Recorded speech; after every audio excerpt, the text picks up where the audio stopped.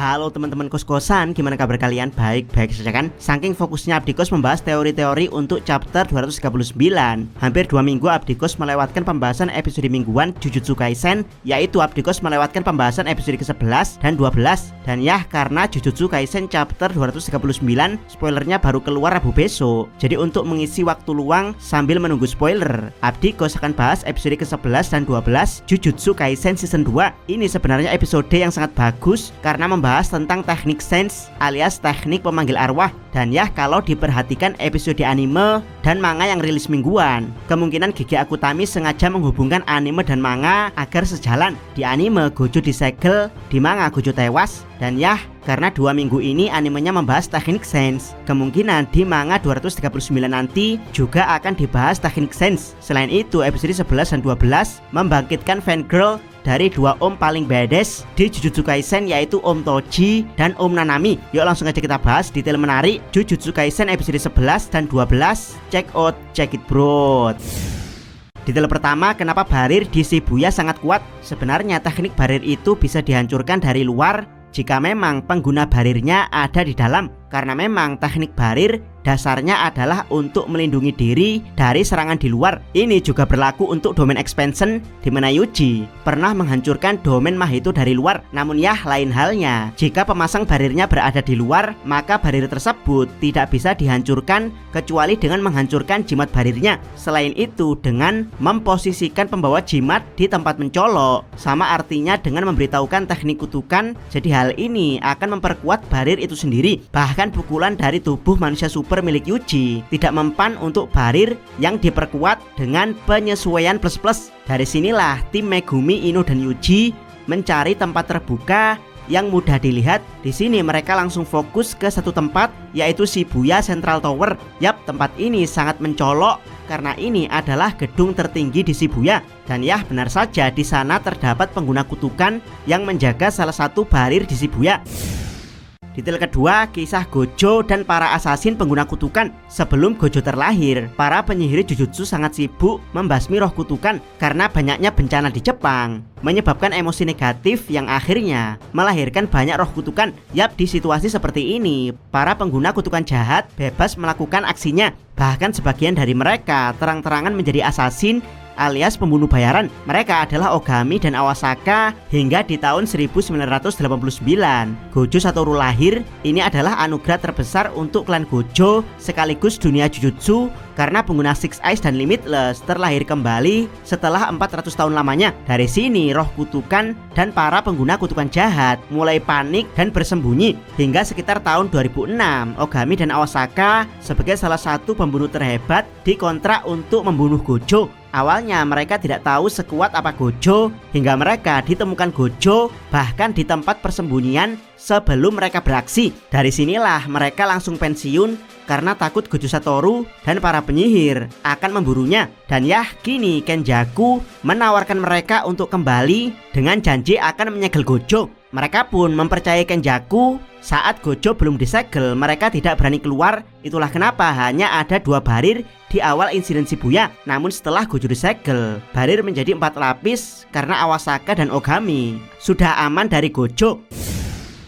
Detail ketiga, Awasaka versus Yuji dan Megumi. Setelah ditemukan di tower, kelompok Yuji memisahkan Awasaka dan Ogami. Yuji dan Megumi menjatuhkan Awasaka dari tower, namun dia tidak terluka sedikit pun. Itu karena teknik Awasaka, yaitu inverse, dimana dia bisa membalik damage kuat menjadi ringan, damage ringan menjadi kuat. Bukan hanya teknik Awasaka yang menyusahkan, tapi kerjasama Yuji dan Megumi adalah salah satu kerjasama terburuk karena keduanya sangat berlawanan. Yap, harusnya pasangan tag tim murid yang benar adalah Yuji dan Awetodo, sementara Megumi dan Maki. Tapi ya, meski tidak cocok, Megumi yang menyadari teknik inverse Awasaka bertindak untuk mengkomando Yuji. Awalnya Megumi menyerang dengan Tooth yang lemah sehingga memberikan serangan fatal pada Awasaka. Lalu saat Awasaka mematikan inverse-nya, Megumi dan Yuji menghujaninya dengan serangan kuat. Dan terakhir saat beradu serangan dengan Yuji, Awasaka kembali mengaktifkan inverse. Serangan tinju divergent pertama ditolak teknik kutukan Awasaka, bahkan dihentikan oleh Yuji. Namun efek serangan divergent kedua mengenai Awasaka dengan telak yang akhirnya membuat Awasaka pingsan. Detail keempat, pertarungan Sense User Ino versus Ogami. Kebetulan sekali Ogami mendapat lawan Ino. Keduanya sama-sama pengguna teknik pemanggil arwah alias Sense. Ino memanggil arwah para Auspicious Beast untuk dimanifestasikan kekuatannya pada Ino. Sementara Ogami dengan teknik Sense, dia memanggil informasi tubuh Toji Zenin untuk diupload ke tubuh cucunya. Dan ya, meski teknik Auspicious Beast sangat kuat, bahkan bisa membuat Ino setara penyihir tingkat 1, tapi Toji ada di level berbeda. Dia adalah pembunuh penyihir yang bahkan lebih kuat dari kelas spesial. Toji dengan mudah menghajar Ino lalu membuangnya dari Central Tower Shibuya. Untungnya di bawah ada Megumi dan Yuji yang telah menyelesaikan pertarungan dengan Awasaka, sehingga Ino bisa selamat dari jatuh bebas. Setelah itu Toji yang diperintah Ogami untuk turun ke bawah membunuhi para penyihir menjadi tak terkendali, yang akhirnya Toji membunuh Ogami terlebih dahulu karena pada dasarnya pengguna kutukan juga seorang penyihir. Yap, tubuh batasan surgawi Toji mengambil alih tubuh cucu Ogami sehingga sepenuhnya Toji seperti kembali hidup ke dunia. Detail kelima, Mei Mei versi villain. Yap, Jujutsu Kaisen itu sangat menarik. Itulah kenapa Abdikos memutuskan untuk membahas series ini. Jadi seperti Attack on Titan, GG mencoba mengaburkan kebaikan dan kejahatan. Setelah sebelumnya Gojo yang membantai Hanami, kini giliran Mei Mei yang membantai seorang pengguna kutukan. Setelah Shikigami si pengguna kutukan tersebut dikalahkan dan kakinya dipotong, dia memohon ampun pada Mei Mei, bahkan rela melakukan apapun demi bisa diampuni. Namun Mei Mei menunjukkan standar villainnya, yaitu seberapa berguna dia bagi Mei Mei jika diampuni. Jika tidak terlalu berguna, maka Mei Mei akan membunuhnya. Dan ya, si pengguna kutukan tidak bisa membuktikan kenapa dia berguna, jadi Mei Mei pun membunuhnya. Setelah itu Mei Mei berniat memburu Geto alias Kenjaku yang menjaga alam penjara Gojo. Tujuan Mei Mei bukan karena ingin terlihat heroik, tapi menyelamatkan Gojo Satoru berarti menyelamatkan pemimpin klan Gojo. Tidak bisa dibayangkan seberapa banyak uang yang akan dia dapatkan dari klan Gojo. Namun ya, Kenjaku lebih dahulu mengeluarkan kutukan kelas spesial Smallpox Deity, dimana sesaat setelah dikeluarkan, Smallpox langsung mengeluarkan domain expansion. Dia menjebak Mei Mei dalam peti mati dalam hitungan 1, 2, 3. Peti mati tersebut ditindih batu besar. Yap, andaikan penyihir biasa, dia pasti langsung mati di serangan pertama, karena ini adalah salah satu domain instant kill. Namun karena yang dikurung adalah Mei Mei, dia langsung menyadari dan berhasil keluar dari peti mati dengan selamat.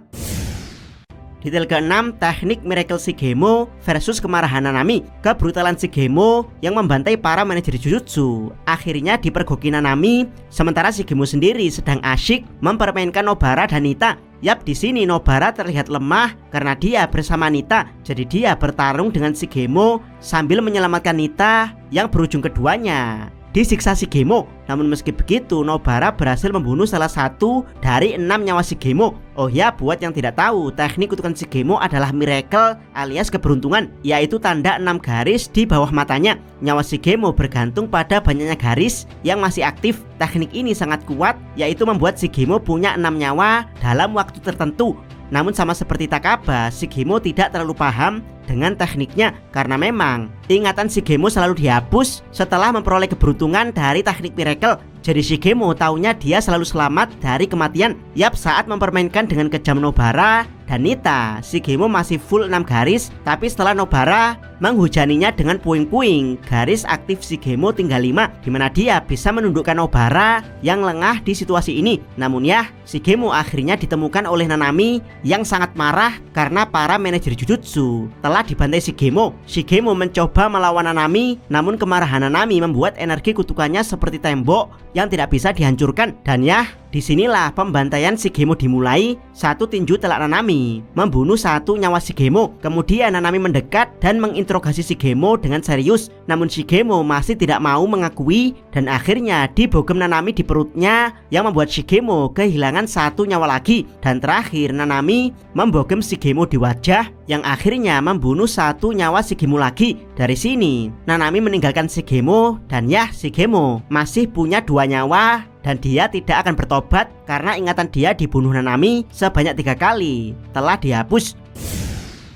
Detail ketujuh, pertemuan Yuji dan Choso. Yuji yang menuju tempat Gojo akhirnya ditemukan Choso yang ingin membalaskan dendam adik-adiknya yang telah dibunuh Yuji dan Nobara. Tanpa basa-basi, Choso langsung mengeluarkan teknik laser darah. Yap, awalnya banyak yang pesimis dengan pertarungan Yuji dan Choso ini karena pertarungan Yuji dan Megumi melawan Awasaka diadaptasi dengan kurang greget di episode 11. Namun setelah melihat episode ke-12 di mana pembantaian Nanami pada Shigemo dibuat jauh lebih bagus daripada di manga, maka optimisme fans Jujutsu Kaisen untuk melihat pertarungan terbaik Yuji versus Choso langsung meningkat pesat. Yap, apakah episode ke-13 akan memenuhi harapan fans? Menarik untuk kita nantikan. Jangan lupa subscribe Notakos dan jangan lupa share video ini. Sabdiko salam Mi.